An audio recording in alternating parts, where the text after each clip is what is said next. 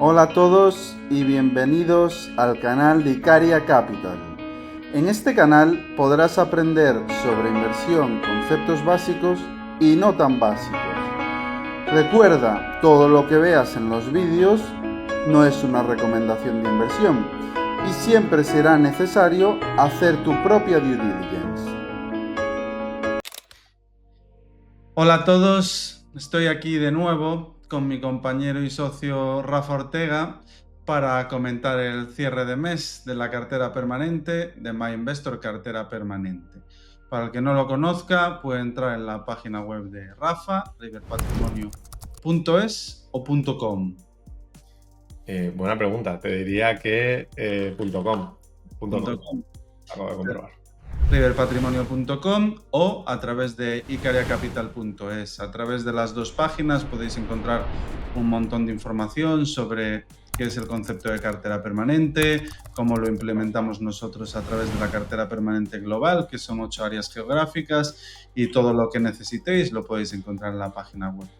Así que, sin más, pues empezamos con un nuevo cierre, en este caso el cierre de noviembre. Y bueno, pues sacamos la misma conclusión, ¿no? No necesitamos adivinar el futuro para sobrevivir al próximo titular, pase lo que pase, la cartera permanente mes a mes lo hace razonablemente bien, que es bajo el supuesto que lo montamos hace ya unos cuantos años y vemos cómo se va cumpliendo el guión. Efectivamente, lo que va cambiando es el pequeño comentario que te puede hacer algún inversor novel, ¿no? Que hasta hace poco... Bueno, siempre va cambiando, ¿no? El activo del que la gente quiere tener o el activo al que la gente le tiene miedo. Hasta hace un minuto todo el mundo estaba loco por el oro y ahora parece que ha corregido un par de puntos porcentuales y es como si hubiera caído un 50%, que también es una exageración total. En realidad el gran perdedor siguen siendo los bonos. Yo muchas veces cuando pego un vistazo a cómo va el fondo, simplemente entro en Morningstar, pongo el fondo y pongo, pues oye, contra renta variable, una renta fija, oro y cash. Lo pongo en euros contra la cartera europea, que nuestra cartera es global y no es exactamente igual, pero vas a ver que más o menos siempre nos vamos a quedar más o menos en el medio, ¿no? Y lo que ha pasado este año es que el oro iba disparado, ha corregido un poco, cash nada, bonos negativo, la renta variable con volatilidad, pero otra vez sumando, y nos quedamos un poco en el medio de todo esto, ¿no? Que es básicamente la gracia de la cartera permanente, que siempre te vas a quedar más o menos en el medio y no tienes que estar adelantándote a lo que tenga que pasar. Sí, lo has resumido súper bien. Al final, siempre los del medio, que debería de ser el objetivo de cualquiera que invierte en cartera permanente, porque básicamente es el enfoque. Podéis ver en la imagen cómo ha quedado a cierre de octubre las rentabilidades en las diferentes áreas geográficas. Tenemos de líder, como ejercicio anecdótico está súper bien, porque no tiene más allá de eso. Tenemos de líder entre las 8 carteras permanentes a Suecia con un 13,7.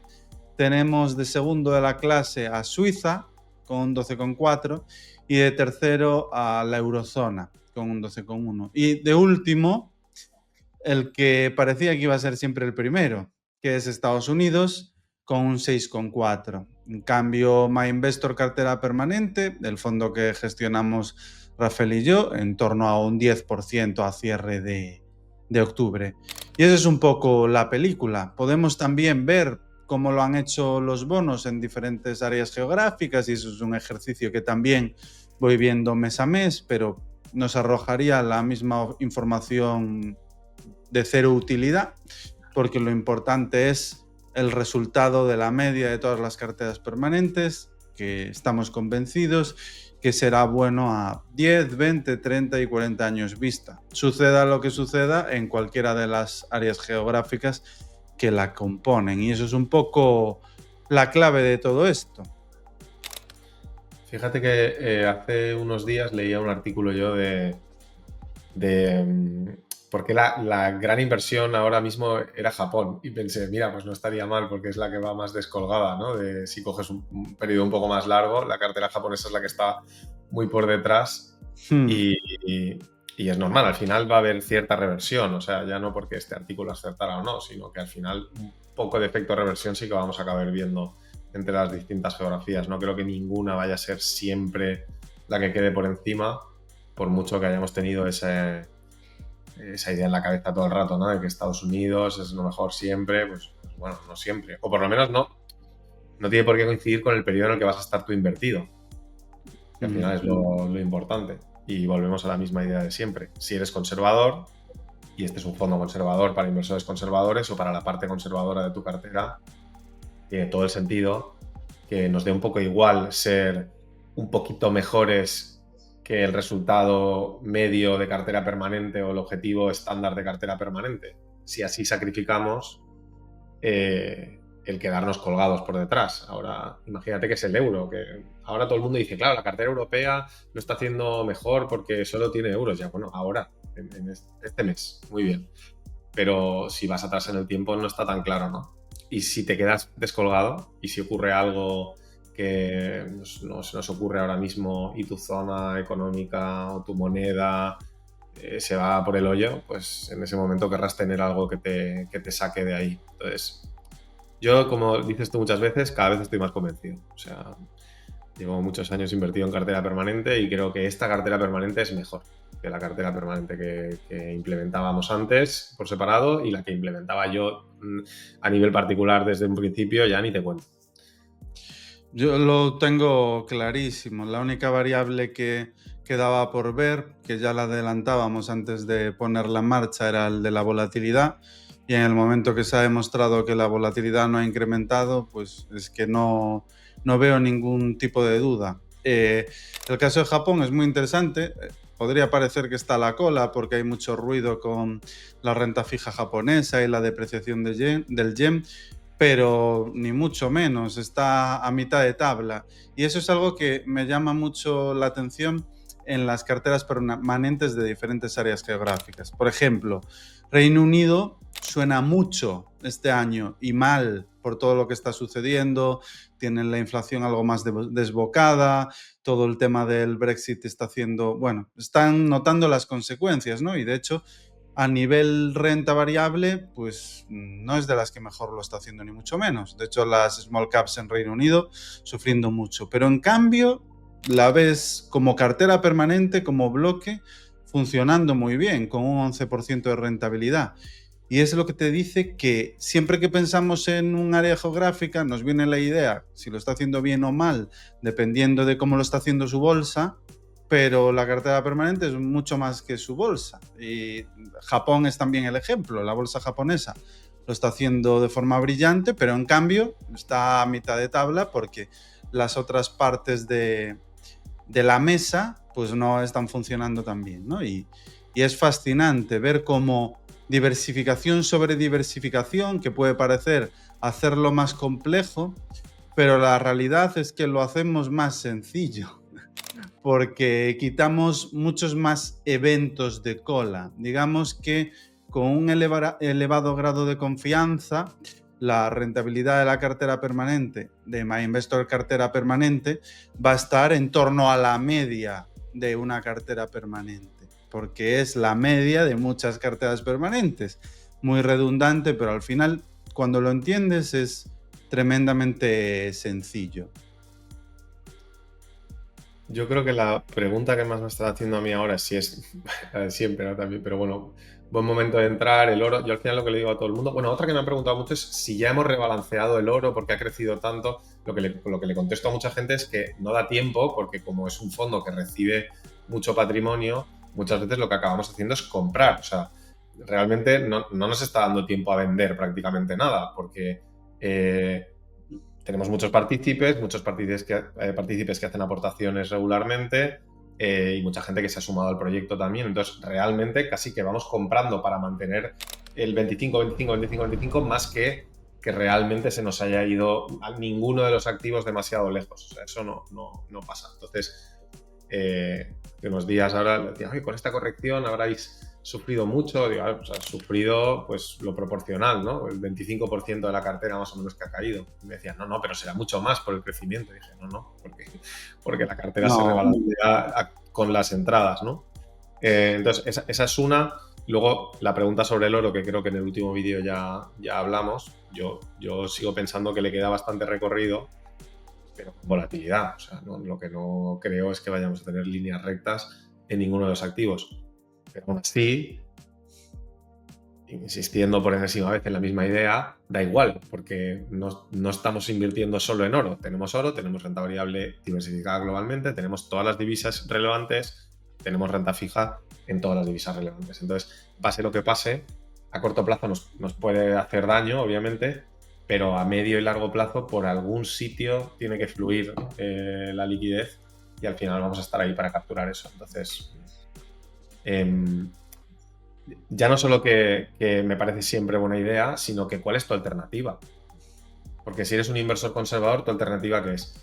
Un renta fija de corto plazo, plazo medio corto, solo, o sea, sin nada acompañándola, joder, y eso me parece muy arriesgado, ¿no? Te he oído muchas veces decir a ti, yo nunca tendría ahora renta fija sin tener oro, ¿no? Pues